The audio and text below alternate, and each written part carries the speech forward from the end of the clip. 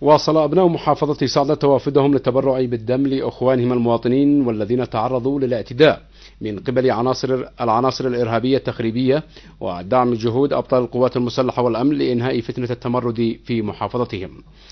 وأكد عدد من أبناء صعدة الذين توافدوا للتبرع بالدم عن تقديرهم للدور البطولي الذي يقوم به أبطال القوات المسلحة والأمن وتضحياتهم الجسيمة التي يقدمونها في سبيل القضاء على عناصر الإرهاب والتخريب والحفاظ على الأمن والاستقرار والسكينة في محافظة صعدة.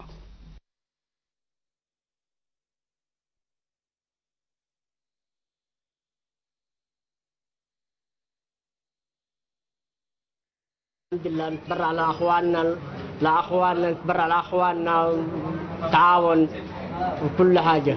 بسم الله الرحمن الرحيم. نحن نساعد أخواننا القوات المسلحة والأمن والمجاهدين. ما شعورك وأنت تتبرع بالدم لإخوانك في القوات المسلحة؟ شعورنا طبيعي مساعدهم مساعدة. جينا إلى مستشفى السلام لنقدم أقل واجب علينا نحو إخواننا وأبطال القوات المسلحة والأمن. نتبرع بالدم ومستعدين للتبرع بما هو أغلى من الدم بالأنفس فحتمت وظيفة إخواننا أبطال القوات المسلحة والأمن أن يؤدوا واجبهم في هذه المحافظة، وسيجدوا إن شاء الله أبناء المحافظة قبلهم في مواقع متقدمة لمكافحة هذا التمرد وهذا الفيروس الجديد الذي انتشر في محافظة صعدة. هذا أقل مجهود أن نعطي دمنا ودماءنا للإخوان المجاهدين ضد المتمردين الحوثة في محافظة صعدة، وهذا مجهود كل تربوي بشعور نحو الوطن ونحو الاستقرار ومطاردة المتمردين محافظة صعدة. أتينا هذا اليوم للتبرع بالدم لإخواننا وزملائنا حملة السلاح من أبناء القوات المسلحة والأمن للدفاع عن هذا الوطن، وقد أتينا اليوم لنقدم الدماء وبعدها نقدم الأرواح والمال والأبناء في سبيل هذا الوطن الغالي يمننا الحبيب، ونقدم الدعوة لجميع المواطنين.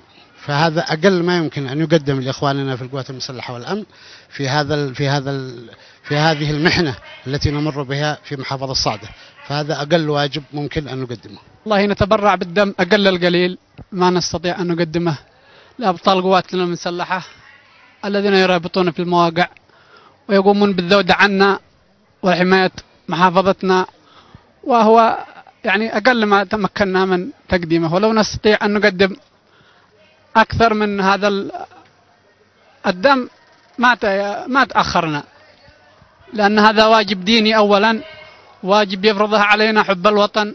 أتينا نتبرع بالدم لأخواننا الجنود الذي يقومون بأداء الواجب ويقومون بالذود عن محافظتنا ويحافظون عليها، واحنا جينا اقل ما نتمتع به هو الدم اقل، ولو عاد في اي حاجه يعني يطلب لنا الواجب نجي في غيرها.